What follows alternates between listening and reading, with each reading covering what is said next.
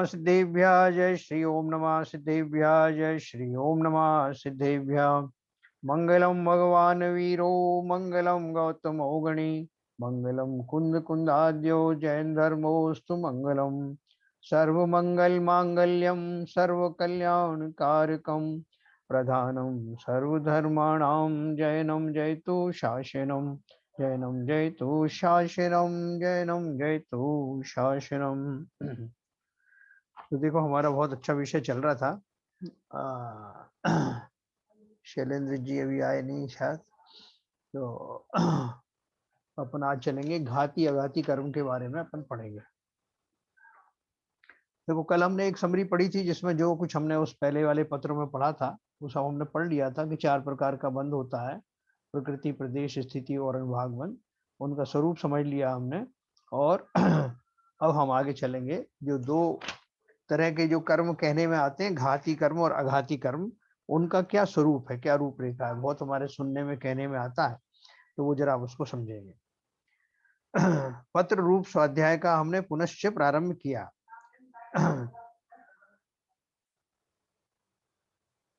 यह विषय समझ में आने पर वस्तु स्वरूप का चित्र हमारे अंतःचक्षु के सामने स्पष्ट रूप से दिखाई देता है। पहले पत्र में हमने बंध और उदय शब्दों का अर्थ देखा था, उसके बारे में अधिक जानकारी आज हम प्राप्त करेंगे। उससे पूर्व 8 कर्मों का स्वरूप हम देखेंगे। उनके नाम तो हमने पहले देखे ही हैं। उनमें से ज्ञानावरण, दर्शनावरण, मोहनी और अंतराय, ये 4 घाती कर्म हैं। और वेदनी, आयु, नाम और गोत्र, ये 4 अघाती कर्म हैं। घाती कर्म नाम से पता चलता है कि वे किसका घात करते हैं, है ना। अपन बोलते हैं घाती कर्म, तो घात सुनने से ही अपने को लगता है कि कुछ ना कुछ किसी का घात हो रहा है। तो प्रश्न उठता है कि वे किसका घात करते होंगे, द्रव्य का, गुण का या पर्याय का। ये 3 चीजें होती है ना किसी द्रव्य के बारे में जब हम बात करते हैं, तो वो द्रव्य स्वयं, उसमें रहने वाले गुण और उन गुणों में होने वाली पर्यायें, जिन्हें अवस्थाएं भी कहते हैं, उनमें से कौन से किस चीज का घात हो रहा है। तो द्रव्य का तो कोई घात या नाश कर ही नहीं सकता, ये बेसिक प्रिंसिपल है। शास्त्र में लिखा है कि ये वे जीवों के गुणों का घात करते हैं। तो हम पूछेंगे कि द्रव्य और गुणों का नित्य तादात्म्य संबंध होने के कारण गुणों का घात भी होना कैसे संभव है, क्योंकि गुण तो उसके ही है ना, गुणों के समूह को ही तो द्रव्य कहते हैं। तो द्रव्य का घात हुआ नहीं, गुणों का घात हुआ नहीं, क्योंकि गुणों का समूह ही गया, द्रव्य था। अब रही बात पर्याय की, तो पर्याय का भी नाश हो नहीं सकता, क्योंकि पर्याय विरहित द्रव्य नहीं पाया जाता। बिना पर्यायों के द्रव्य होता ही नहीं। और पर्याय तो एक समय की होती है, आती है और चली जाती है, ठीक है ना, उसको कोई अफेक्ट नहीं कर पाता। जो पर्याय निश्चित हैं, अनंत काल की पर्याय निश्चित है, तभी तो केवल ज्ञानी जानते हैं, नहीं तो वो कैसे जानते, नहीं वो कहते साहब मैं कह नहीं सकता कि पर्याय कैसे बदल जाए। तो पूरा उनके साथ में बिछा हुआ है खाका पूरा। तो बोल रहे हैं पर्याय तो एक समय की होती है और पर्याय के बिना द्रव्य होता नहीं, इसलिए पर्याय का भी नाश नहीं हो सकता।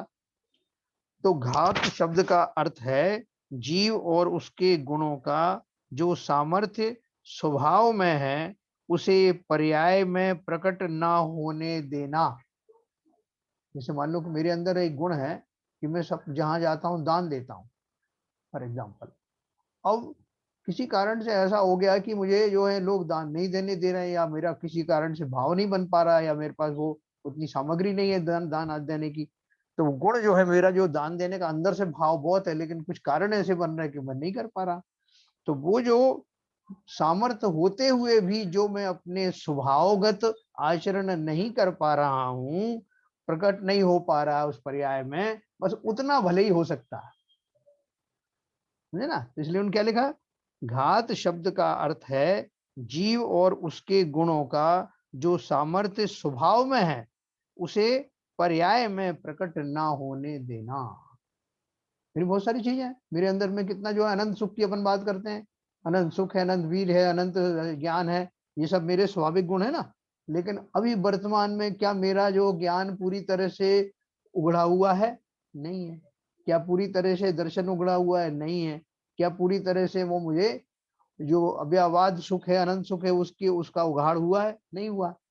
तो स्वभाव में तो है, लेकिन पर्याय में प्रकट नहीं हो रहा है।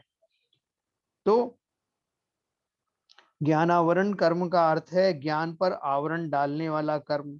इसे मेघाच्छादित सूर्य का दृष्टांत देकर समझाया जाता है, परंतु वह दृष्टांत कुछ अंशों में ही लागू होता है, पूर्णता नहीं। जैसे एक बोलते हैं ना, जैसे सूर्य है वो मेघ से ढका हुआ है, तो उसी तरह से मेरा ज्ञान ढका हुआ है। तो ये बोलते हैं ये पार्शियल एग्जाम्पल है। कैसे पार्शियल है?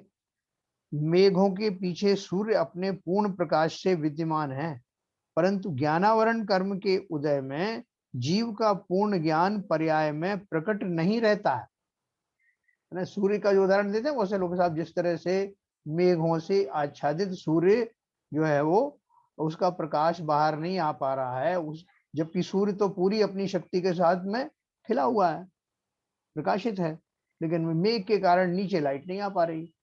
तो यहाँ बोल रहे हैं कि उस एग्जाम्पल में और मेरी उदाहरण में थोड़ा सा फर्क है। क्या फर्क है? कि हमारा वहां तो सूर्य पूरे प्रताप के साथ में निकला हुआ है, यहाँ मेरा ज्ञान का अभी विकास ही नहीं हुआ उतना, है ना। तो इसलिए इसमें थोड़ा सा डिफरेंस है। इसलिए ज्ञान आवरण कर्म के उदय में जीव का पूर्ण ज्ञान पर्याय में प्रकट नहीं रहता। ज्ञान पर्याय में पूर्णता प्रकट हुआ हो और उस पर ज्ञानावरण कर्म ने आवरण डाला हो, ऐसा कभी नहीं होता। ज्ञान तो साहब पूरा केवल ज्ञान निकल आया था, केवल ज्ञान रूप मेरा ज्ञान निकल आया था, लेकिन कोई आवरण उसमें आ गया तो इससे वो प्रकट नहीं हुआ, ऐसा नहीं हुआ। वो केवल ज्ञान रूप पर्याय ही नहीं आई। ठीक है। तो अभी जो अपन बात कर रहे हैं आगे लिखा है उन्होंने, इन चार घाती कर्मों का फल जीव के कुछ गुणों की अवस्था में निमित्त होता है ना। मैं देखो ये थोड़ा उन्होंने लंबा दिया, मैं यहीं पहले ही बता देता हूँ आपको। तो घात शब्द का अर्थ क्या हुआ है यहाँ पर? कि वो जो मेरे अनुजीवी गुण हैं, जो मेरे मूलभूत गुण हैं, उनका पर्याय में प्रकट ना होना, जिसके कारण से ना प्रकट होना हो, यानी जो उसमें प्रकट ना होने देने में निमित्त बनते हैं, उन्हें घात या कर्म कहते हैं, है ना। हमारी मूल परिभाषा क्या थी कि घात या कर्म किसे कहते हैं? तो घातीय कर्म का अर्थ ये है कि घात में उन्होंने किसका घात किया? घात खाली ये हुआ कि मेरे जो अनजीवी गुण हैं, वो जिस कारण से वो सभी पर्याय में प्रकट नहीं हो रहे हैं, उन कारणों वाले जो कर्म हैं, यानी जो उसमें निमित्त बन रहे थे, कारण भी क्या है? निमित्त रूपी कारण बन रहे थे, उनको घातिया कर्म कहते हैं। और जो मेरे अनुजीवी गुणों का वो किसी तरह से मूल गुणों का घात नहीं करते, मतलब उनकी प्रेजेंस में भी मेरे मूल गुण रहते हैं, वो अघातिया कर्म कहला। अपन अभी इसको विस्तार से चर्चा करेंगे, मैंने आपको मोटी मोटी उसकी वो परिभाषा बताई। इन चार घाती कर्मों का फल जीव के कुछ गुणों की अवस्था में निमित्त होता है, इसलिए इन्हें जीव विपाकी कर्म कहते हैं। अपन ने विपाकी कर्म पढ़े थे ना पहले अपने जैन धर्म जानिए में, जीव विपाकी कर्म विपाकी, ये सब अपन ने पढ़ा था। इसका अर्थ क्या है? जीव विपाकी मतलब जिसमें मूलभूत जो है जीव से कंसर्न जो कर्म होते हैं, उन्हें जीव विपाकी कहते हैं। जिन इन चार घाती कर्मों का फल जीव के कुछ गुणों की अवस्था में निमित्त होता है, इसलिए उन्हें जीव विपाकी कर्म कहते हैं। इनमें से ज्ञानावरण और दर्शनावरण कर्म जीव के ज्ञान और दर्शन गुणों की शक्ति उनकी पर्यायों में व्यक्त होने नहीं देते, इसलिए इन्हें आवरण डालने वाले कर्म कहते हैं। मतलब ये जब तक कर्म रहेंगे, ज्ञानावरण दर्शनावरण कर्म जब तक उदय में है, जब तक मौजूद हैं, तब तक क्या होता है? जीव के ज्ञान और दर्शन गुण उन पर्यायों में पूरी तरह एक्सप्रेस नहीं हो पाती। जैसे हमारा ज्ञान है भी कैसा है? लिमिटेड ज्ञान है। लिमिटेड ज्ञान होने पूरा क्यों नहीं हो पा रहा है? क्योंकि हमारा ज्ञानावधी कर्म का उदय चल रहा है, इसलिए वो हमें पूर्णतः विकसित पर्याय में नहीं हो रहा है। जब हमारा ये सब ज्ञानावर्णी कर्म समाप्त हो जाएगा तो हमें क्या हो जाएगा? केवल ज्ञान हो जाएगा। दर्शनावर्णी कर्म का जो है उदय समाप्त हो जाएगा पूर्णता, और पूर्ण तो हमारा पूरा दर्शन आ जाएगा, तो अनंत दर्शन प्रकट होगा, केवल दर्शन प्रकट होगा। तो इस तरह से उन्होंने उदाहरण दिया। अब देखो, अंतराय कर्म बाधा डालने वाला यानी विघ्न उपस्थित करने वाला कर्म है। जो लोग स्वाध्याय में नहीं आते वे इसी कर्म की आड़ लेते हैं। क्या कहते हैं? बहाना बनाते हैं कि अरे भाई साहब हम तो बहुत आना चाहते थे पर क्या करें, अंतराय कर्म आड़े आ गया। हाँ? बोलते ना बना जी। ओ बहाना बनाने वालों को तो बहाना मिल ही जाता है। वे लोग सोचते हैं कि स्वाध्याय करने वालों को शास्त्र के वचन सुनाने से उनका समाधान हो जाएगा। तो क्या बोल रहे हैं? जो जो लोग ये बहाना बनाते हैं उनके लिए कह रहे हैं, वो सोचते हैं कि जो शास्त्र हमें सुना रहे थे अगर उनकी शास्त्रीय भाषा में जवाब देंगे तो वो भी खुश हो जाएंगे कि मैंने अंतराय कर्म का नाम लिया ना, तो ऐसा कह के मैं उनको निरुत्तर कर दूंगा और मैं अपना बहाना चुपचाप से जेब में रख लूंगा, है ना। तो इसलिए वो ऐसे शब्द यूज करते हैं। तो बोल रहे हैं वे लोग सोचते हैं कि स्वाध्याय करने वालों को शास्त्र के वचन सुनाने से उनका समाधान होगा, परंतु वे नहीं जानते कि शास्त्र के वचनों का गलत अर्थ में प्रयोग करने से वे अपने ही अज्ञान का प्रदर्शन कर रहे हैं। कर्म का उदय है, अंतराय कर्म आड़े आ गया, निश्चय तो होता रहेगा। हाँ, और देखो एक और तीसरा बात क्या कहते हैं, अंतराय कर्म आड़े आ गया और बोलते भैया निश्चय तो होता रहेगा परंतु व्यवहार तो करना पड़ता है ना, है ना। देखो अभी वो निश्चय का अर्थ क्या समझ रहे हैं और व्यवहार का अर्थ क्या समझ रहे हैं। हम अनेकांतवादी हैं इसलिए यह भी सच्चा है और वह भी सच्चा है, इस तरह के गलत वाक्यों का प्रयोग कुछ लोग करते हैं। जब उन्होंने कहा ना कि भाई साहब देखो ऐसा है कि अब आप तो सोचते हो 8 बजे क्यों नहीं आए, आप 10 क्वेश्चन पूछते हो सबके सामने, लेकिन आप समझते नहीं हो क्या निश्चय अलग है और व्यवहार अलग है। वो अपन को समझाएंगे। तो निश्चय क्या है? निश्चय तो ये है जो आप पढ़ रहे हो, और व्यवहार वो जो हम करके आ रहे हैं और करने जा रहे हैं, जो हमारी क्रिया है दैनिक जीवन की वो सब व्यवहार है, और जब शास्त्र की बात आती है तो वो निश्चय हो जाती है। ऐसा लोगों ने मोटा मोटा वर्गीकरण कर रखा है। तो अपन को ये सारी भ्रांतियां दूर करनी है कि निश्चय के पहले भी किया है, निश्चय किसे कहते हैं और व्यवहार किसे कहते हैं। तो जीव के दान लाभ भोग उपभोग और वीर्य में बाधा डालने वाले कर्म को अंतराय कर्म कहते हैं। ये मुख्य रूप से आपको शास्त्रों में अंतराय कर्म की परिभाषा ऐसी मिलेगी। क्या मिलेगी? जो जीव को दान लाभ भोग उपभोग और वीर्य आदि में बाधा डाले, अर्थात दान देने में बाधा पहुंचाए, लाभ में बाधा पहुंचाए, भोग में उपभोग में और सामर्थ्य में, वीर्य का अर्थ सामर्थ्य का, सामर्थ्य में बाधा डाले, उस कर्म को अंतराय कर्म कहते हैं। जैसे किसी संस्था को दान देने का भाव हमें हुआ परंतु घर के अन्य व्यक्ति ने उस संस्था के संबंध में संशय व्यक्त कर दिया। उसने बोला भाई साहब आप दान तो दे रहे हो लेकिन कुछ पता है कि आपको वो संस्था कैसी है? तो हम 1 मिनट के लिए रुक गए और फिर वो बात आई गई हो गई हमारे मन से, वो दान देने का भाव ही चला गया। हो सकता कि वो जेन्युइन हो संस्था, लेकिन हमने किसी ने शंका उठा दी तो हम नहीं दे पाए, इसलिए दान नहीं दिया गया। तब उस व्यक्ति के कारण दान में बाधा आ गई ऐसा हम सोचते हैं। तो भाई साहब दान तो दे रहा था, वो फलाने ने टोक दिया, उन्होंने ऐसा शंका पैदा कर दी इसलिए मैं नहीं दे पाया। तो हमें इसको लगता है कि दान में बाधा उसके कारण से आई, परंतु सच देखा जाए तो अंतराय कर्म का उदय उसमें निमित्त है। निमित्त को बहुत अच्छे से समझना। किसी व्यक्ति ने टोका तो उसकी जो टोकनापन है वो भी एक निमित्त है, लेकिन वो कैसा निमित्त है? वो बाह्य निमित्त है। असली निमित्त कौन सा था? असली निमित्त था मेरे ही अंतराय कर्म का उदय होने से। देखो अभी बहुत भली प्रकार से ये बात चलेगी, समझ में आएगा कि बाह्य कारण कौन से होते हैं और अंतरंग कारण कौन से होते हैं। निमित्त दोनों ही है, निमित्त दोनों ही है। और वो जो कार्य मैंने किया या ना किया, ऐसे जो भाव किए, वो मेरा उपादान कार्य था। ये तो जो है निमित्त हुए, लेकिन असली निर्णय तो मैंने ही लिया ना कि देना है कि नहीं देना। तो मेरा जो भाव था वो उपादान था, और बाकी के जो थे वो निमित्त थे। एक बाह्य निमित्त था, एक अंतरा निमित्त था। सारी घटनाओं में ऐसे ही होगा। उसी तरह बैंक में हमने कुछ डिपॉजिट रखा था जो आज मिलने वाला था, परंतु बैंकों की हड़ताल के कारण हमें उन पैसों का लाभ नहीं हो रहा। इसमें लाभांतराय का उदय निमित्त है। हैं भाई साहब, आज मिलना था एफडी में, तो इतने दिन से इंतजार कर रहा था कि आज जो मैच्योर होगी और मैं इतना पैसा लेके आऊंगा, मैं आपको दे दूंगा, मैं नहीं दे पाया। क्यों नहीं दे पाए? तो आज बैंक बंद हो गया, सडनली छुट्टी डिक्लेयर हो गई। तो वो सामग्री, वो धन, वो द्रव्य आपके हाथ में नहीं आया, इसमें आपका अंतराय कर्म का निमित्त था।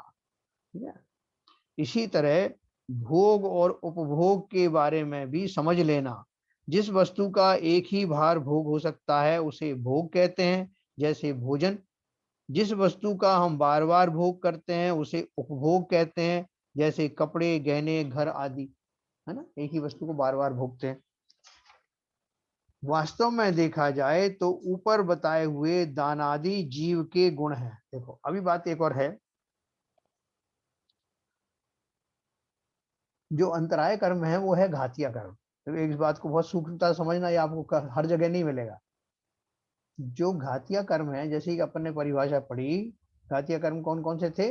ज्ञानावरण, दर्शनावरणी, वरण, मोहनी और अंतराय।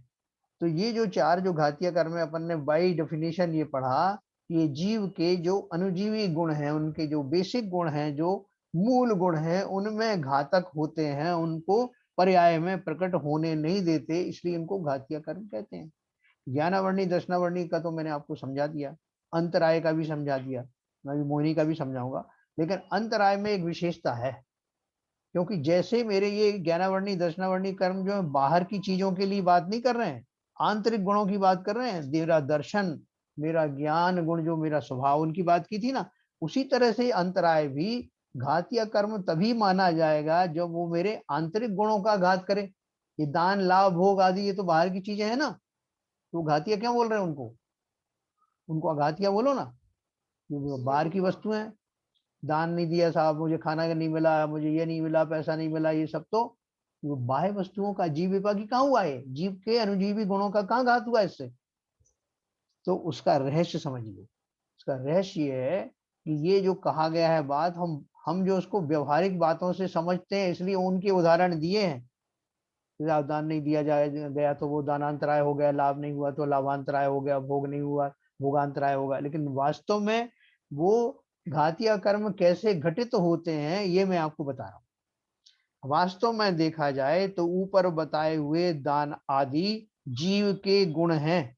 जीव अपने आप को पर्याय में शुद्धता प्रकट करने रूप दान देता है, उसका उसे लाभ होता है, उसे वह भोगता है और उपभोगता है। उसमें बाधा डालने वाला अंतराय कर्म है। इसको बाहरी चीजों से कुछ लेना देना नहीं। इस अंतराय कर्म का अगर आप सही स्वरूप समझोगे तो वो क्या है? क्योंकि जीव जो है, जिन जिन चीजों का अधिकारी है, जो उसे मिलना ही चाहिए, जो उसके स्वभाव में ही है, वो क्यों नहीं उसको दे पा रहा हूं मैं? उसको जो आनंद का वो जो अधिकारी है, वो आनंद में उसे क्यों नहीं होने दे रहा हूं? जिस आनंद को वो भोगना और उपभोग करने का अधिकारी है, जो उसका अधिकार है, वो उससे वंचित में क्यों रख रहा हूं? तो जिस शुद्धता का जो वो मैं अधिकारी हूं, वो शुद्धता मैं क्यों नहीं प्रकट होने दे रहा हूं? तो जिन प्रकट नहीं होने देने वाला तो मैं ही हूं, लेकिन निमित्त क्या पड़ रहा है? ऐसे आनंद मुझे प्राप्त नहीं हो रहे हैं, उसमें जो निमित्त बन रहा है, उसमें जो बाधक बन रहा है, उस कर्म विशेष को अंतराय कर्म कहते हैं। मैं ही अपने खोटे भावों के कारण, अपने अधूरे पुरुषार्थ के कारण, या दूसरी दिशा में मुड़ गए पुरुषार्थ के कारण स्वयं को उस आनंद से वंचित किए हुए हूं। स्वयं को मैं उस सुख का दान नहीं दे पा रहा हूं, स्वयं को उन आनंद का भोग उपभोग आदि नहीं करने दे रहा हूं।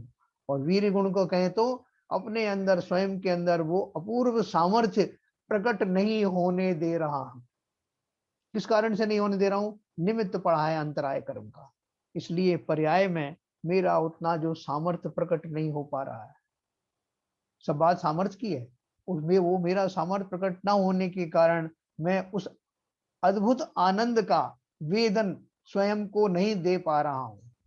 उस अनुपम आनंद और भोग उपभोग किस लिए करते हैं? भोग उपभोग से हमें शरीर आश्रित इंद्रिय जन्य भोगों की प्राप्ति होती है, हम उसका आनंद उठाते हैं। यही तो भोगों का वो रहस्य है। वो काहे के लिए करते हैं? यार इससे मेरे को बड़ा सुख मिलेगा, ये मैंने जो है इतना इतना अच्छा बड़ा बढ़िया फूल छूंगा और इतना अच्छा इत्र लगाया, ये आज मुझे बहुत आनंद आया। तो वो उस भोग को भोगने का जो आनंद है वो इंद्रियों के माध्यम से मैं लेता हूं बाहर में, लेकिन जो आंतरिक भोग है, जो आनंद इंद्रियातीत है, शरीरातीत है, उस आनंद का वेदन मुझे आज ही क्यों नहीं हो रहा? कौन है बाधा उसमें? उसमें बाधा है मेरा अंतराय कर्म, जो वास्तव में इस अपेक्षा से घातिया कर्म ही है। नहीं तो हमारे अंदर में ये शंका आई कि मुझे ये बहुत शंका आई, मैंने बहुत किताबें रेफर की, इसे घातिया कर्म क्यों कहते हैं? जब दानांतराय, लाभांतराय, भोगांतराय, हम तो ये समझते हैं कि मकान नहीं मिला तो मेरा जो है ये मेरा भोगांतराय कर्म का उदय हुआ, या दूसरे भोग नहीं मिले तो ये भोगांतराय हो गया, पर व्यापार में या कहीं और लाभ नहीं हो तो लाभांतराय हो गया। और हम जो है व्यवहार में बोलते भी ऐसा ही है। इसकी परिभाषा आप देखेंगे तो सब जो है साधारण ग्रंथों में ऐसी मिलेगी आपको, लेकिन ये एक असाधारण बात है। ये रहस्य उनको ही मालूम पड़ता है जो जानना चाहते हैं कि ये घातिया कर्म कैसे है, किस अपेक्षा से घातिया है। ज्ञानावर्णी दर्शनावर्णी समझ में आ गया हमको, मोहिनी भी समझ में आ जाएगा। ये इसमें क्या रहस्य है? इसमें रहस्य है। तो ये अंतराय कर्म को हम दोनों तरह से समझें। बाहर में जो हम भाषा में इस्तेमाल करते हैं अंतराय, वो एक व्यवहारिक भाषा है, और अंदर में बात यही है कि मैंने ही अपने अधूरे बल के कारण, अधूरे संकल्प के कारण वैसा पुरुषार्थ नहीं किया, फलतः मैंने अपने आप को उस अनंत आनंद से वंचित रखा, उसका भोग उपभोग नहीं होने दिया। इसलिए वो अंतराय कर्म मेरे ही सामर्थ्य का द्योतक है। ये बात मैंने ट्राई किया क्लियर करने की, बाद में आप और पूछिएगा। थोड़ा सा और पढ़ेंगे फिर अपन इसको डिस्कस करते हैं। जीव का वीर्य नाम का गुण है और पुरुषार्थ उसकी पर्याय है। अपन पुरुषार्थ की बात करते हैं, एक बहुत बढ़िया बात, पुरुषार्थ किसे कहते हैं? तो पुरुषार्थ बोलते हैं जैसे श्रद्धा गुण की पर्याय कौन सी है? सम्यक दर्शन है, मिथ्या दर्शन है।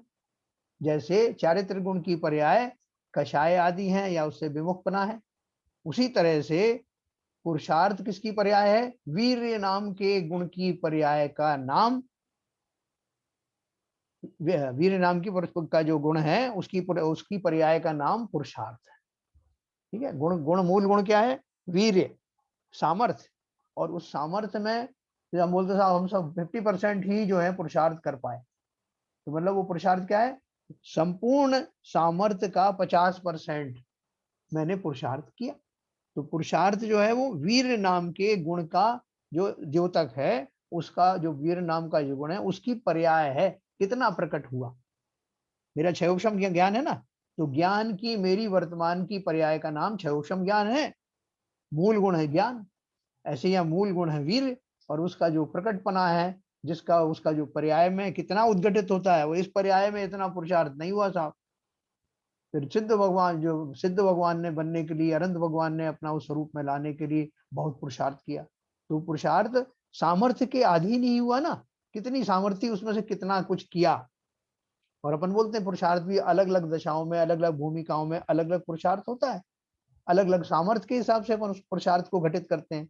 व्यवहार का सामर्थ्य अपन व्यवहार में पुरुषार्थ की परिभाषा कुछ और देते हैं, और जब हम उस पारलौकिक जो है रास्ते पर चल पड़ते हैं तो वहां पुरुषार्थ की परिभाषा दूसरी दी जाती है। ठीक है, जीव का पुरुषार्थ प्रकट नहीं होता, स्वभाव की रचना पर्याय में करना उसका कार्य है। किसका कार्य है? वीर नाम के गुण का क्या कार्य है? स्वभाव की रचना पर्याय में करना उसका कार्य है। जीव का पुरुषार्थ प्रकट नहीं होता तब अंतराय कर्म का उदय पाया जाता है। हम इसको इस भाषा में कहें, बजाय इसके भाई साहब मेरा जो है अभी अंतराय का उदय आ गया इसलिए मेरे को इतना लाभ होने वाला तो वो नहीं हुआ, ये तो व्यवहार की भाषा। वास्तव में क्या है?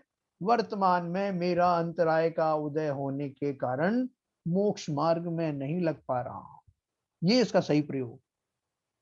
तो इसलिए लिखा जीव का पुरुषार्थ प्रकट नहीं होता तब अंतराय कर्म का उदय पाया जाता है। इसका यह अर्थ मत निकालना कि अंतराय कर्म जीव का पुरुषार्थ नहीं होने देता, क्योंकि निमित्त है ना, ये निमित्त की भाषा में समझो, वो कारण नहीं है, डिसीजन लेने वाला तो मैं हूं, है ना। इसलिए जो सब है निमित्त को निमित्त समझना, उनको कारण मत बनने देना। तो बोल रहे हैं इसका यह अर्थ मत निकालना कि अंतराय कर्म जीव का पुरुषार्थ नहीं होने देता। जीव स्वयं पुरुषार्थ नहीं करता तब निमित्त पर आरोप आता है कि अंतराय कर्म ने पुरुषार्थ नहीं होने दिया। हाँ, जब मैं किसी कारण से नहीं कर पाता तो अपन बोलते ना कि भाई साहब नहीं कर पाया, ये क्यों नहीं कर पाए, तो वो उसको टालने के लिए नहीं, वो क्या करें, अंतराय कर्म में एक अलग से कोई बैठा हुआ है उसने मुझे रोक दिया, नहीं, मतलब मेरे भाव ऐसे नहीं बने, उसमें मेरा ही अंतराय कर्म निमित्त बना। वो अंतराय कर्म किसने बनाया था, वो भी मैंने ही बनाया था। हाँ, कैसे बनाया था ये भी अपन पढ़ेंगे। तो जीव स्वयं पुरुषार्थ नहीं करता तब निमित्त पर आरोप आता है कि अंतराय कर्म ने पुरुषार्थ नहीं होने दिया। जहां जहां निमित्त को कारण कहा जाएगा वहां वहां यह बात ठीक से ध्यान में रखना कि यहाँ निमित्त की मात्र उपस्थिति बताई जा रही है? जब मैं बोलूंगा इसका उदय था, या मेरा ज्ञानावर्णी कर्म का उदय था, या दर्शनावर्णी कर्म का उदय था, तो वो क्या है, वो निमित्त है। जैसे कि मैं एक राजा है, उसको डिसीजन लेना है तो उसके बहुत सारे मंत्री होते हैं जो मंत्रणा करते हैं उसको, जो वो जो सजेस्ट करते हैं, सजेशन देते हैं, लेकिन निर्णय कौन लेता है, निर्णय तो राजा को ही लेना है। अब उसने सबकी बात सुनने के बाद में अपनी सामर्थ्य से, अपने विवेक से उन सुझावों का आकलन करके तदनुसार वो निर्णय लेता है। ऐसे ही मैं जीव राजा निर्णय लेने में पूर्णतः स्वतंत्र हूं। लेकिन जब होता यह है कि कभी कभी ऐसे जो अंतराय कर्म आदि के जब निमित्त होते हैं उस समय मैं ऐसे निर्णय नहीं ले पाता, तब ऐसा कहा जाता है कि साहब वो अंतराय कर्म था उनका, या दर्शनावर्णी कर्म का उदय था, या ज्ञानावर्णी जो भी है ना। ये मैंने आपको एलिमेंट्री बात बताई, मैं वो आपको अनम्यूट करूंगा और फिर इसके बारे में अपन चर्चा करें।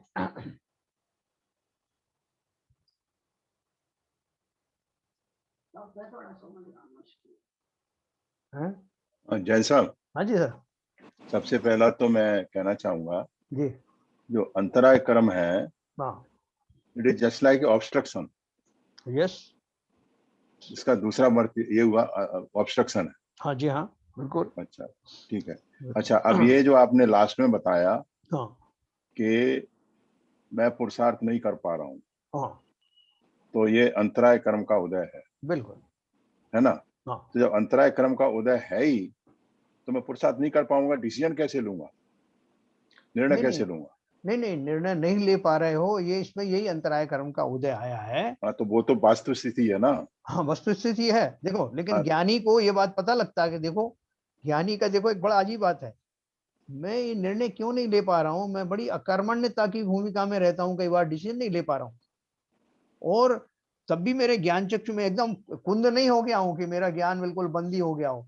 मुझे लग रहा है कि ये जो मैं क्यों नहीं कर पा रहा हूँ, मेरे भाव तो आ रहे हैं, लेकिन ये जो यथा स्थिति में जिस दिशा में आना चाहिए, जितना उत्कृष्ट रूप से आना चाहिए, वैसा मेरा बल नहीं प्रकट हो रहा है, ये उसको भान होगा, वो भान हो रहा है, भान हो रहा है, और उसको पता लग रहा है कि मेरा वर्तमान में कोई वो भी बात अंतराय है। कर्म के, तो ज्ञानी उससे दुखी नहीं होगा। अच्छा, बात ये है, मतलब उसका, उससे क्या कहते हैं, दुख और सुख नहीं होगा। नहीं होगा, वो समझ जो जाएगा। अंतराय कर्म की वजह से अगर जी। वो अपना पुरुषार्थ नहीं कर पा रहा है, जी वो अपना हाँ। निर्णय नहीं ले पा रहा है, यस। मगर वास्तु स्थिति तो यही है, हाँ। अंतराय कर्म का उदय है, आप कुछ भी कर लीजिए, जब तक वो निमित्त नहीं बनेगा, हाँ, जब तक वो निमित्त रहेगा। कार्य सिद्ध नहीं होगा, हाँ बिल्कुल, कार्य सिद्ध नहीं होगा, ये है ना। फैक्ट है, फैक्ट बिल्कुल। हाँ, तो इसमें एक ही है कि हाँ। अगर ऐसा ऐसा निर्णय अगर नहीं ले पाता है, हाँ। तो इस चीज का ज्ञान करके कि मेरे अंतराय कर्म का उदय है, उसे समता भाव रखना चाहिए। हाँ बिल्कुल सही है, बिल्कुल सही है। अब देखो उसमें एक लाइन और मैं आ गया बताऊं आपको, हाँ, जैसे कि मैं कोई क्षुल्लक आदमी, क्षुल्लक है, हाँ, एक एग्जांपल देता हूँ, उस हाँ, एग्जांपल, क्षुल्लक जी ने बहुत कोशिश की कि मैं मुनि बन जाऊं, जी वो बार बार कोशिश करते हैं लेकिन उनकी हिम्मत नहीं पड़ रही।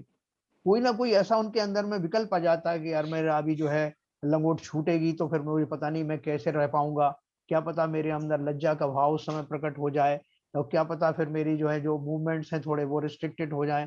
ऐसे उनके भाव आने लगेंगे और वो साथ में ये भी जानेंगे ये सब मेरे भाव मुझे उस भूमिका में जाने से रोक रहे हैं, अर्थात मेरा अभी वर्तमान में अंतराय कर्म का उदय है। नहीं, दूसरा एग्जाम्पल ये भी हो सकता है हाँ कि क्षुल्लक जी पूर्ण रूप से प्रयास कर रहे हैं दीक्षा लेने की, हाँ हाँ और जो मुनिराज हैं जो दीक्षा देने वाले हैं उनके पास वो गए जी और उन्होंने अनुरोध किया कि मुझे दीक्षा लेनी है, हाँ मुझे दीक्षा दीजिए महाराज। जी मगर मुनि महाराज कह देते हैं कि अभी आप दीक्षा के योग्य नहीं हैं, अभी आपको दीक्षा नहीं दे जा। बहुत सही है, बिल्कुल सही है। ये ठीक है, भी तो ये भी वो भी वो एक अंतराय कर्म का उदय ही है, और वो समझेंगे कि भाई मेरा उदय नहीं है इस कर्म का, तो मुझे दुख नहीं होना चाहिए, मुझे अपना आगे पुरुषार्थ करना चाहिए, फिर कब आगे मिल सकता है। बहुत बढ़िया आपने सही बात कही। देखो इसी तरह से जो अपन बात करते हैं ना कि इतने बड़े बड़े जो ज्ञानी हुए, पंडित ज्ञानाथ राय जी हुए, पंडित दौलत राम जी हुए, पंडित टोडरमल जी हुए, इतना ज्ञानी जो जिन्होंने मुनियों को पढ़ाया, लेकिन जी, वो स्वयं मुनि क्यों नहीं बन पाए? अंतराय कर्म का उदय था। अब इसमें ऐसा नहीं कह सकते कि भाई योग्यता नहीं थी, अंतराय कर्म को क्यों वो नहीं, योग्यता उस समय नहीं है इसलिए वो चीज हासिल नहीं कर पाए। हाँ, तो देखो जब भी जो कोई निमित्त जब उदय में आता है तो दोनों चीजें होती हैं। जब कोई उदय में आता है तो उदय में खाली बाहरी कारण ही नहीं होता, आंतरिक योग्यता का वैसा ना होना ये आंतरिक उपादान कारण है। निमित्त होगा वहां उदय उपादान भी होगा ना। यस, निमित्त और उपादान का जोड़ा है ना, कि जिस समय वैसा निमित्त है अंदर भी वैसा सामर्थ्य प्रकट नहीं हुआ। मेन कारण तो कुछ ना कुछ होगा ही ना। मेन कारण तो यही है, उपादान। जो हाँ, दूसरा हाँ, दूसरा निमित्त कारण है वो जो है बाह्य कारण है। वो बाह्य कारण है। यस। बहुत आंतरिक बढ़िया, आप कारण लोग तो दोनों ने बहुत अच्छी बात करी। नहीं, भाई तीनों चीज मिलना चाहिए ना, हाँ अंतरंग बाह्यरंग हाँ और निमित्त। हाँ। मतलब बाह्य निमित्त, अंतरंग निमित्त और और उपादान भाव, शक्ति। उपादान। उपादान शक्ति, तीनों मिलना चाहिए। ये सब लोगों को समझ में आया? देखो बहुत बढ़िया सुंदर डिस्कशन है। मैंने भेजा, ठीक है साहब। सर तो सर मैं तो हो गया, आगे पूछिए किसी का और क्वेश्चन। हाँ देखो भाई, किसी को कोई प्रश्न हो तो पूछिए, ये अच्छा टॉपिक चल रहा है। इसमें थोड़ा बहुत भी शंका हो या कोई बाद में पूछना चाहे बाद में पूछ सकते हैं। तो आगे चलें। तो देखिए ज्ञान दर्शन और वीर्य गुणों पर पूर्ण आवरण कभी नहीं पड़ता। देखो एक नियम क्या है, ज्ञान दर्शन और वीर्य गुणों पर पूर्ण आवरण कभी नहीं पड़ता। कर्मों का कितना भी तीव्र उदय क्यों ना हो, इन गुणों की पर्यायों में अल्प शक्ति की व्यक्तता तो होती ही है। जो मेरा ज्ञान है ना, अगर पूरा बंद हो जाएगा तो क्या हो जाएगा? ज्ञान शून्य हो जाऊंगा मैं, मुझे कुछ सूझेगा ही नहीं, जितना काम चल रहा है वो भी नहीं चलेगा। तो इसलिए नियम ये है, ज्ञान और दर्शन भी आप जानते ही ना, सामान्य प्रतिभास को अपन दर्शन कहते हैं। तो ज्ञान गुण और दर्शन गुण, ये दोनों गुण, और तीसरा गुण कौन सा है? वीर गुण, भी यानी सामर्थ्य जो है। ये तीनों गुण पार्शियली हमेशा प्रेजेंट रहते हैं। तीनों गुणों के कारण पार्शियल योग्यताएं बनी रहती हैं। ऐसा नहीं होता कि पूरा फुल स्टॉप लग गया, कोई ज्ञान नहीं, कोई दर्शन नहीं, कोई सामर्थ्य नहीं है। फिर तो डंप हो जाएगा आदमी। फिर कैसे आप काम चलोगे? उस पर्याय में कुछ तो काम चल ही रहे ना। इसलिए ये नियम है कि नहीं, कुछ ज्ञान। तो काम चल रहे हैं सर, हाँ कुछ जी, तो काम चल रहे हैं, उल्टे सीधे काम भी चल रहे हैं उतने उस आवरण की वजह से। हाँ वो जो भी चल रहे हैं उनमें उनको कम से कम चल तो रहे ना, ज्ञान तो है। हम्म, इसलिए तो ज्ञान दर्शन और वीर गुणों पर पूर्ण आवरण कभी नहीं पड़ता। कर्मों का कितना भी तीव्र उदय क्यों ना हो, इन गुणों की पर्यायों में अल्प शक्ति की व्यक्तता तो होती ही है ना। कर्मों का कितना भी तीव्र उदय क्यों ना हो, इन गुणों की पर्यायों में अल्प शक्ति की व्यक्तता तो होती ही है। सूक्ष्माति सूक्ष्म जीव में भी, जो निगोदिया जीव होते हैं, सूक्ष्म निगोदिया जीव, उसमें भी ज्ञान होता है ना। कितना ज्ञान होता है? सूक्ष्माति सूक्ष्म जीव में भी ज्ञान का अल्प उघाड़ अवश्य रहेगा। वे कभी ज्ञान दर्शन वीर्य आदि से रहित नहीं होंगे। कितना ज्ञान होता है सूक्ष्म निगोदिया जीव को? अक्षर के अनंत में भाग के बराबर ज्ञान रहता है ना। अपन बोलते हैं ऑलमोस्ट जीरो, लेकिन ऑलमोस्ट जरूर लगा रहेगा उसमें, 100% नहीं होगा। या कुछ ना कुछ ज्ञान नहीं रहेगा तो जीव जीव ही नहीं रहेगा। जीव का बेसिक गुण है ना, वो तो ज्ञान स्वभाव है। तो इसलिए बहुत अच्छी से बात समझना, बहुत अच्छी उन्होंने सिस्टमेटिकली दिया है कि ये जो मेरे ज्ञान दर्शन और वीर गुण हैं, ये उस जाति के गुण हैं जो कुछ ना कुछ जो है उघाड़ जिनका हमेशा बना रहता है, हर पर्याय में बना रहता है, एक भी जीरो होते नहीं। तो निगोदिया, सूक्ष्म निगोदिया जीव से लेकर के केवल ज्ञानी तक के बीच की कितनी स्टेजेस पड़ती हैं, जिनमें ज्ञान का लोएस्ट से लेके और मैक्सिमम के बीच की कितनी स्टेजेस पड़ती हैं, वो सारी उसकी पर्याय हैं। ज्ञान की पर्याय, दर्शन की पर्याय, वीर की पर्याय, और उन्हीं पर्यायों के बीच में हम भी कुछ ना कोई पर्याय के धारी हैं, है ना। हमारी वो स्टेज चल रही और अच्छी खासी स्टेज है हमारी। स्टेज तो बहुत उत्तम है। इस पर्याय के द्वारा हम वो सब कुछ कर सकते हैं जो अब तक नहीं कर पाए। भले ही पंचम काल में, ये ध्यान रखना, इतनी बढ़िया पर्याय हमको मिली है पंचम काल के, और शुरू में ही मिली है जब भी धर्म का अभी फुल फ्लैश वातावरण है। ये सब भी हमने पुण्य के द्वारा ही कमाया, थोड़ी सी कसर रह गई, नीचे चतुर्थ काल में पैदा होते, तो उसका भी कोई अफसोस नहीं है, जैसा होगा ठीक है। यहां तक आ गए हैं, अब ये इस पर्याय को व्यर्थ नहीं जाने देना। ने बोला था ना, वो चंद्रवरदाई ने उनको, बीरबल को, इनको बोला था, पृथ्वीराज को, कि इतनी दूरी पर वो शहंशाह बैठा हुआ है, मत चूको चौहान। एक कविता बना के बोला था ना उनको, शब्दवाणी शब्द भेदी बाण जब उन्होंने चलाया था, मत चूको चौहान, तब से एक कहावत बन गई। हमें ये ऐसी पर्याय मिली जिसमें चूकना नहीं है। दौलत राम जी मैंने कहा कि दाव मत चूको ना, देखो बहुत इसकी महत्ता रखना इस पर्याय की। तो आगे चलते हैं। घाती कर्मों में से मोहनी कर्म आवरण भी नहीं डालता और बाधा भी नहीं डालता। ये 3 कर्म मैंने आपको बता दिए, ज्ञानावर्णी, दर्शनावर्णी और अंतराय कर्म। अभी ये चौथा जो है मोहिनी कर्म तो बताया नहीं, जो कि राजा है कर्मों का, तो उसका सुनो आप। घाती कर्मों में से मोहिनी कर्म आवरण भी नहीं डालता, यानी अंतराय जैसा काम भी नहीं करता और बाधा भी नहीं डालता। दोनों ही, आवरण नहीं डालता मतलब ज्ञानावर्णी दर्शनावर्णी जैसा आवरण नहीं डालता और अंतराय जैसी बाधा भी नहीं डालता, परंतु श्रद्धा और चारित्र गुणों की पर्यायों में विपरीतता या विकार होने में निमित्त होता है। कैसे निमित्त होता है? श्रद्धा के विपरीतता को मिथ्यात्व कहते हैं। मेरे 2 गुण है ना, अपन मोहिनी कर्म के 2 भेद करते हैं, कौन कौन से? श्रद्धा गुण और चारित्र गुण, दर्शन मोहिनी और चारित्र मोहिनी। तो दर्शन मोहिनी के फलस्वरूप क्या होता है कि हमारी जो श्रद्धा है वो विपरीत हो जाती है, खोटी हो जाती है। जैसा वस्तु का स्वरूप है हमको वैसा वो भाषित नहीं होता, उसके विपरीत भाषित होता है। तो श्रद्धा की इस विपरीतता को मिथ्यात्व कहते हैं। और चारित्र के विकार को राग द्वेष कहते हैं। राग द्वेष हमारे जीवन में क्यों आता है? अगर श्रद्धाएं सच्ची हो जाएं, राग द्वेष होंगे क्या?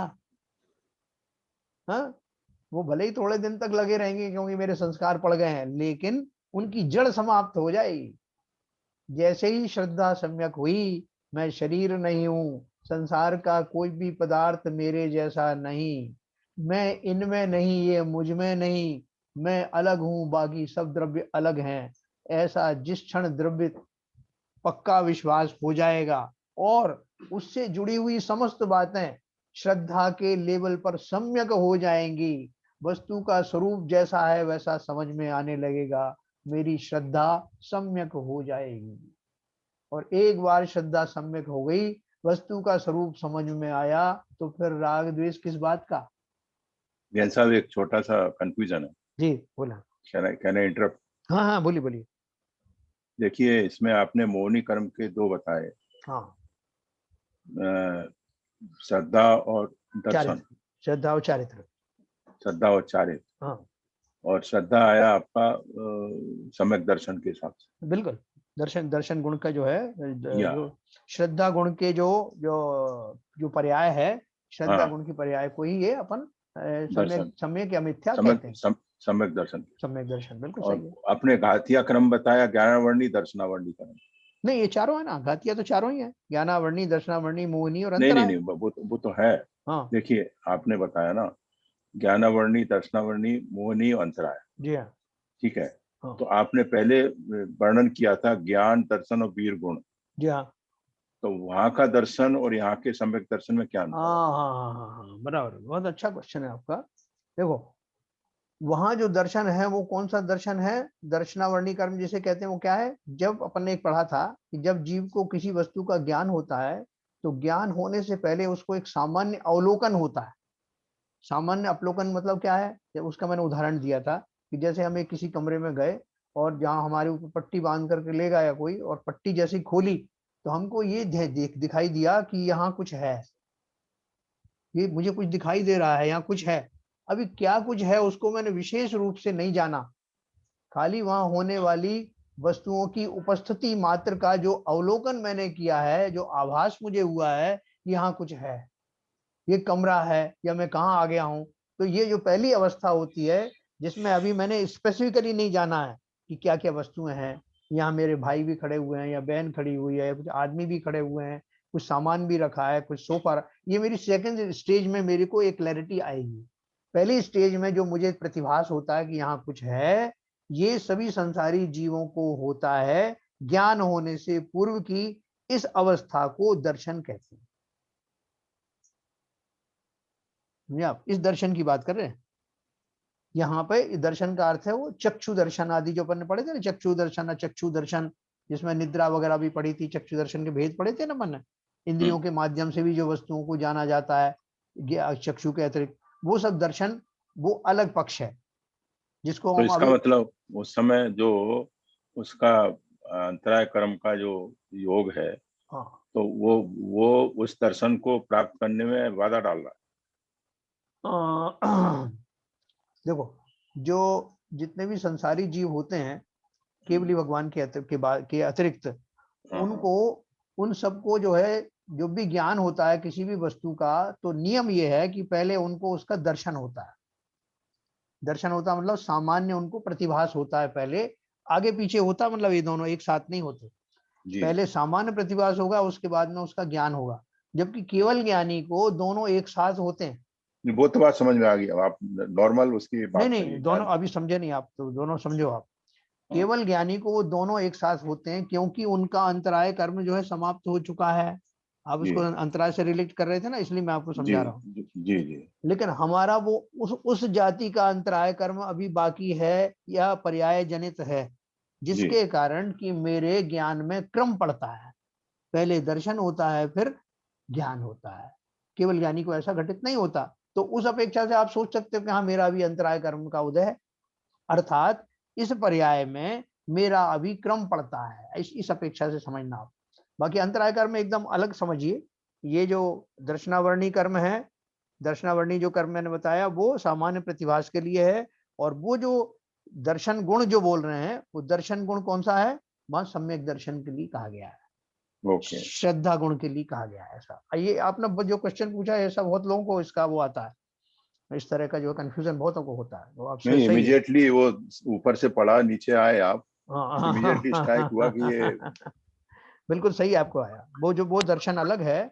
यहाँ श्रद्धा गुण की जो दो पर्याय हुई, मिथ्या और सम्यक, जिस श्रद्धा गुण की जो पर्याय है उसकी बात है यहाँ पे। जो जब दर्शन, ये मोहिनी कर्म का जो भेद पढ़ेंगे, तो जो मोहिनी कर्म के जो भेद हैं इसमें जो दर्शन है वो, और दर्शनावर्णी कर्म का जो ज्ञानावर्णी दर्शनावर्णी, वो अलग है। वो मोहिनी कर्म की जात का नहीं, वो एक इंडिपेंडेंट कर्म है। ठीक है सर, और आप आगे पढ़ेंगे तो आपको समझ में आ गया, मुझे भी नहीं बहुत नहीं, दिन से क्लियर हो गया। कंफ्यूजन रहा अभी अभी वो। दोनों का डिस्टिंक्शन अलग आपने जी है, क्लैरिफाई जी कर दिया, हाँ क्वालिफाई कर दिया। हाँ। और ये जो अंतराय कर्म का हम पढ़ रहे हैं, जी तो अंतराय कर्म की वजह से हमारा जैसे बताया कि अंतराय आ गया, कोई भी काम नहीं हो रहा। और हाँ एक आपने बताया कि जैसे हम व्रत वगैरह है तो आप प्रत्यक्ष खान कौन सी जो कसाय रहती है उसके कारण भी हम व्रत वगैरह नहीं ले पाते। हाँ तो ये एक दूसरे से कैसे रिलेटेड है, रिलेटेड वही ही है या रिलेटेड ही है या अलग अलग है दोनों? हाँ देखो, ये अंतराय कर्म बड़ा व्यापक है, उसको आप उस पर भी घटित कर सकते हो।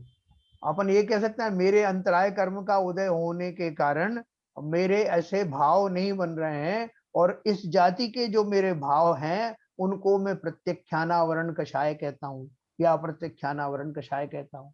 उस जाति के भावों को नाम दिया गया है, समझे?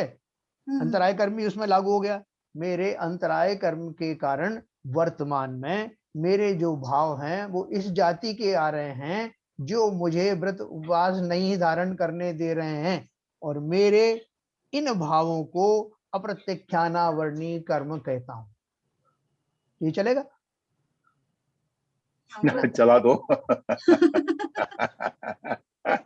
ना तो वो देखो, ये सारे जो है ये चीजें जुड़ी हुई हैं। अंतराय को हम बड़े व्यापक तौर पर इस्तेमाल करते हैं। एक चोर है, वो चोरी करने जाता है, और वो चोरी होने वो आदमी जाग जाता है, तो वो क्या कहेगा? भाई साहब, मेरे अंतराय कर्म का उदय है कि ये आदमी सोया ही नहीं। तो उस अंतराय कर्म को अपन बहुत व्यापक रूप से इस्तेमाल करते हैं, ठीक है। और जहाँ काम नहीं हुआ अंतराय लगा देते हैं अपन उसको। चाहे डकैती डालने जाओ। हाँ, वो भी देखो मजे की बात है, चोर भी जो है भगवान का स्मरण करके जाता है, तो भगवान हाँ बिल्कुल, अच्छी चोरी हो। मन्नत मान के जाता है। और साहूकार जो है, हाँ काम होने से मतलब है कैसे? काम होने से मतलब। और जो साहूकार है वो भी मंत्र पढ़ के सोता है कि भगवान रात को चोरी ना हो जाए। अब देखें किसकी सुनते हैं भगवान? जिसका कर्म जैसा होगा वैसा होगा। तो ठीक है, ये बात जिसका क्लियर हुई है? जिसका अंतराय प्रबल होगा उसकी सुनेगा। एक प्रश्न है हाँ बोलिए।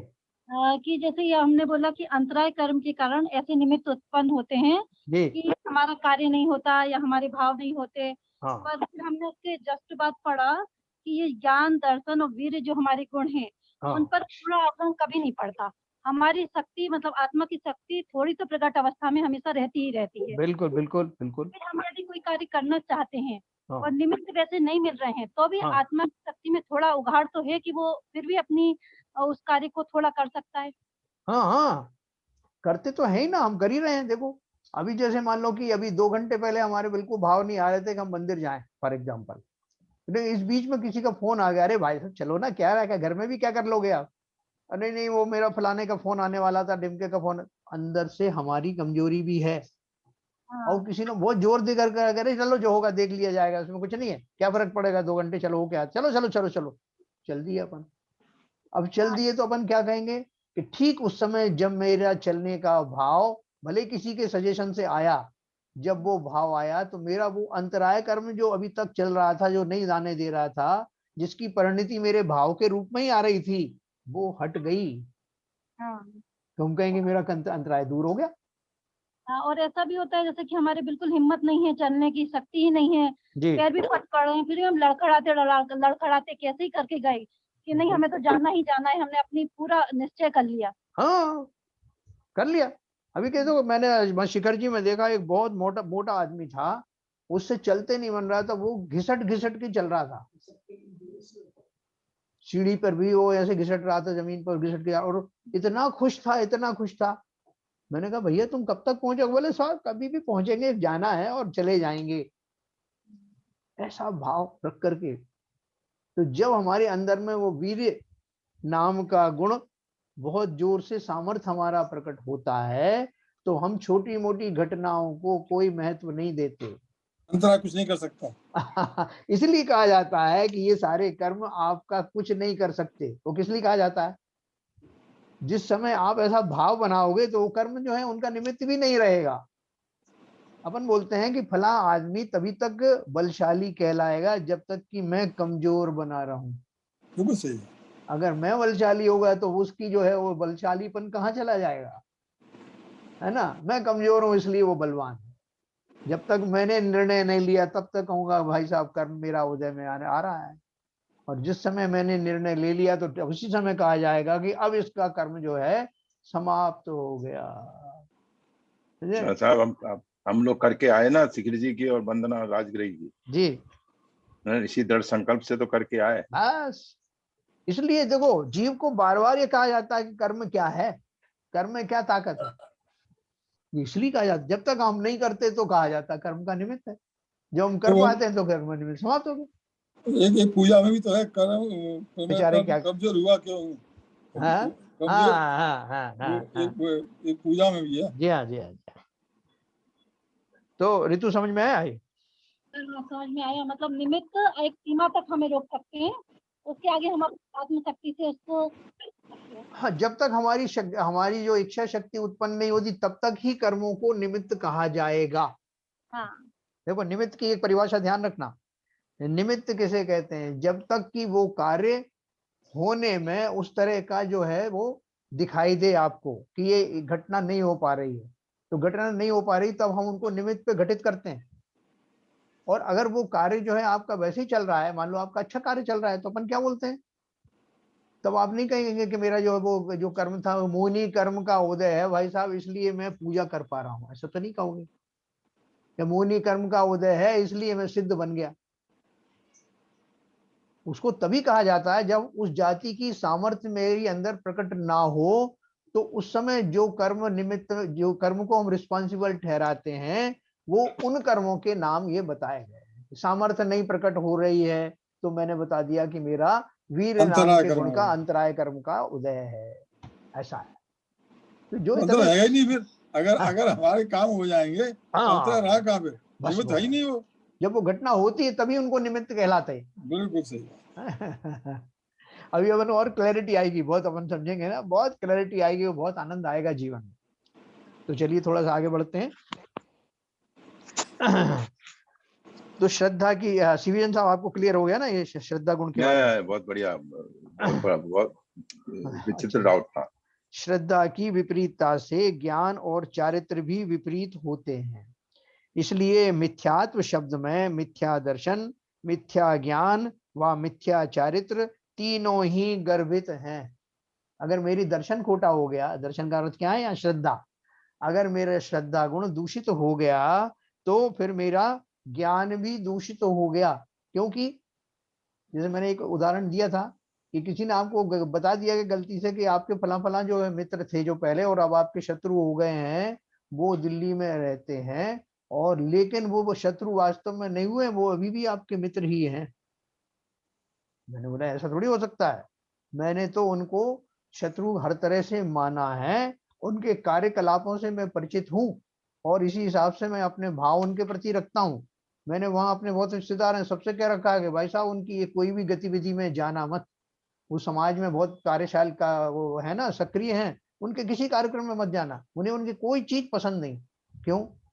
क्योंकि मेरी श्रद्धा में है कि वो मेरे शत्रु हैं। लेकिन किसी ने अपने प्रमाण के द्वारा ये सिद्ध कर दिया कि वो आपके मित्र हैं, वो परम मित्र हैं, वो हमेशा आपका अच्छा चाहते हैं, तो अब मेरा क्या भाव बनेगा, मेरे सारे कार्यकलाप, मेरा सारा ज्ञान अब उस जाति का हो जाएगा कि ये कितने महान व्यक्ति हैं। मैं अपने सारे जो रिश्तेदारों को बोलूंगा मैं गलत फहमी में था भाई साहब, ये तो बहुत बढ़िया आदमी है, उनके हर कार्य में आप जाना। तो क्या हो गया, मेरी श्रद्धा पलटते ही मेरा ज्ञान बदल गया उनके बारे में और मेरा चारित्र भी बदल गया। उसी तरह से जब जीव का मिथ्यात्व समाप्त होकर सम्यक्त धारण होता है, तो जो अनंत जन्मों से स्वयं के प्रति जो शत्रुता का भाव था, स्वयं के प्रति, स्वयं से द्वेष, स्वयं के प्रति क्रोध समाप्त हो जाता है और मैं अपने उस क्षमाशील स्वभाव का दर्शन करने लगता हूँ। मेरा सारा ज्ञान उस जाति का हो जाता है, मेरे सारे कार्यकलाप, मेरा सारा चारित्र उसी अनुसार ढल जाता है। ठीक है ना? इसलिए श्रद्धा का सच्चा होना वो बेसिक चीज है। ज्ञान अपने आप सम्यक हो जाएगा।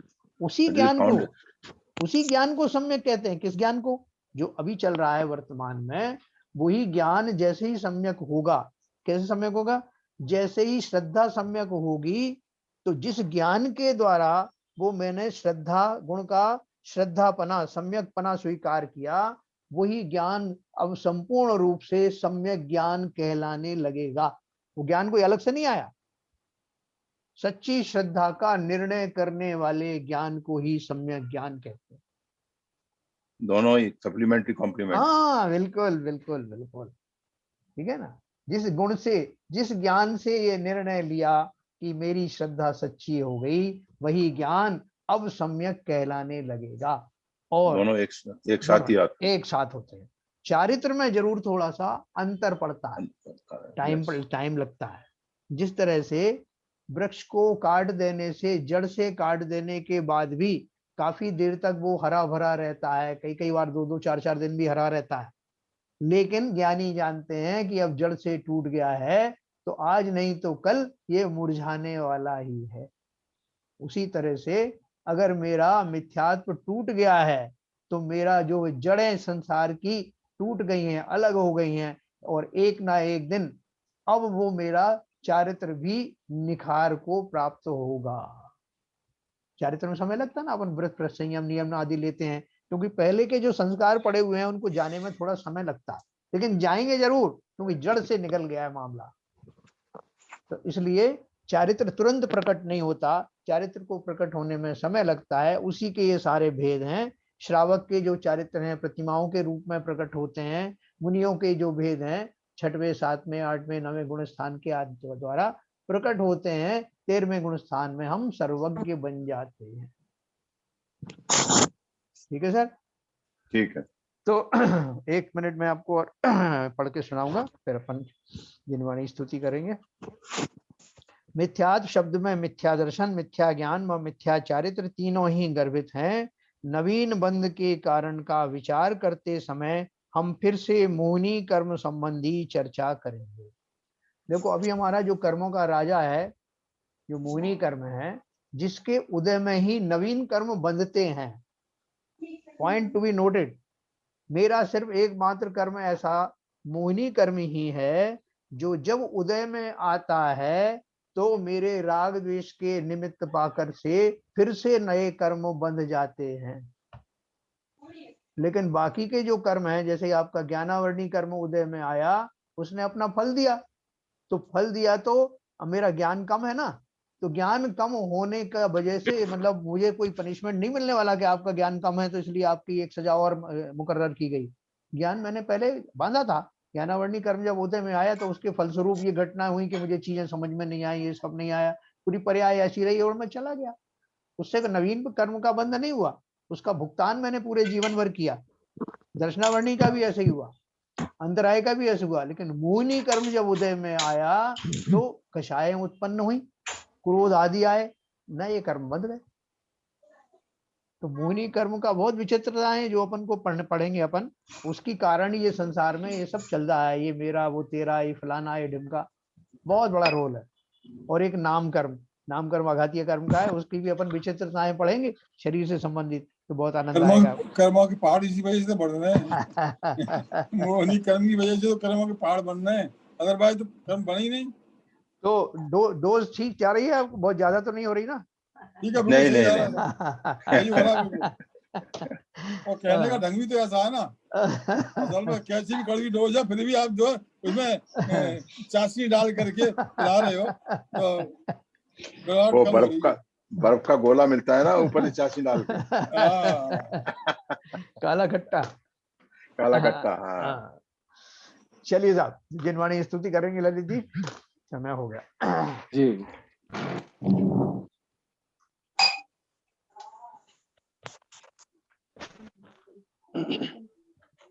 मिथ्यातम नाश वे को ज्ञान के प्रकाश वे को अपरभास वे को भानु सी बखानी है।